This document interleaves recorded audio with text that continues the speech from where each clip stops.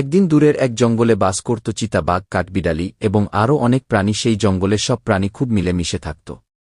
জঙ্গলের মধ্যে ছিল একটি বড় গাছ। সেই গাছের উপর বাস করত এক জাদুর পরী। তার পরী মাঝে মাঝে জঙ্গলের প্রাণীদের সাহায্য করত তার জাদু দিয়ে। একদিন চিতা বাঘ দেখতে পেল জঙ্গলের পাশের নদীর দিকে এক বিশাল বড় সাপ ঘুরে বেড়াচ্ছে। সাপটি এত বড় ছিল যে সবাই ভয় পেয়ে গেল। চিতা, বাঘ, কাঠবিড়ালি, ময়ূর, বানর, ভাল্লুক এবং অন্যান্য প্রাণীরা একত্র হয়ে ভাবতে শুরু করল কিভাবে সাপটিকে জঙ্গল থেকে দূরে রাখা যায়। পরী প্রাণীদের কথা শুনে বলল, তোমাদের জাদুর সাহায্য লাগবে, কিন্তু তার জন্য তোমাদের একসঙ্গে কাজ করতে হবে। ময়ূর বলল, আমি আমার রঙিন পালক মেলে সাপকে বিভ্রান্ত করব।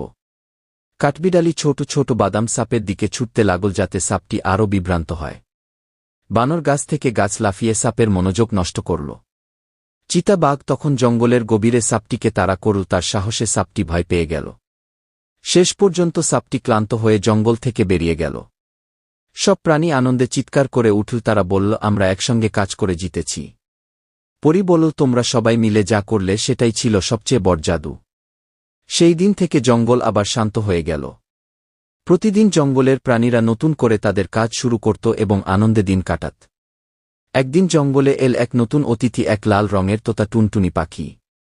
টুনি দেখতে পেল এক বন্য বিড়াল তার বাসার দিকে নজর দিচ্ছে। কাঠবিড়ালি বলল, আমরা ময়ূর ও বানরকে ডেকে টুনিকে সাহায্য করব। বানর বলল, আমরা ফল ছুঁড়ে বিড়ালকে তাড়িয়ে দেব। ময়ূর তার রঙিন পালক মেলে বিড়ালকে বিভ্রান্ত করল। চিতা বাঘ এসে বিড়ালকে দেখে তাড়া করল। ভয়ে বিড়াল দৌড়ে পালিয়ে গেল। টুনি বলল, তোমরা সবাই মিলে আমাকে বাঁচিয়েছ, ধন্যবাদ। পরী তার জাদু দিয়ে টুনির জন্য একটি রঙিন ও মজবুত বাসা তৈরি করল। জঙ্গলে আরও কয়েকটি নতুন পাখি ও প্রাণী এল যারা টুনির গল্প শুনে আনন্দিত হল। সব প্রাণী বুঝতে পারল দলবদ্ধতাই তাদের সবচেয়ে বড় শক্তি। বানর গাছ থেকে লাফিয়ে নতুন অতিথিদের স্বাগত জানাল। সবাই আনন্দে ভরে উঠল। ময়ূর তার রঙিন পালক মেলে নতুন অতিথিদের সামনে এক সুন্দর নাচ দেখাল। কাঠবিড়ালি গাছে চড়ে ছোট বাদাম ছুঁড়ে সবাইকে খুশি করতে লাগল। পরী বলল, তোমরা যদি একসঙ্গে থাকো তাহলে এই জঙ্গল চিরকাল শান্তিপূর্ণ থাকবে। সব প্রাণী একসঙ্গে নাচল, খেল এবং আনন্দ করল।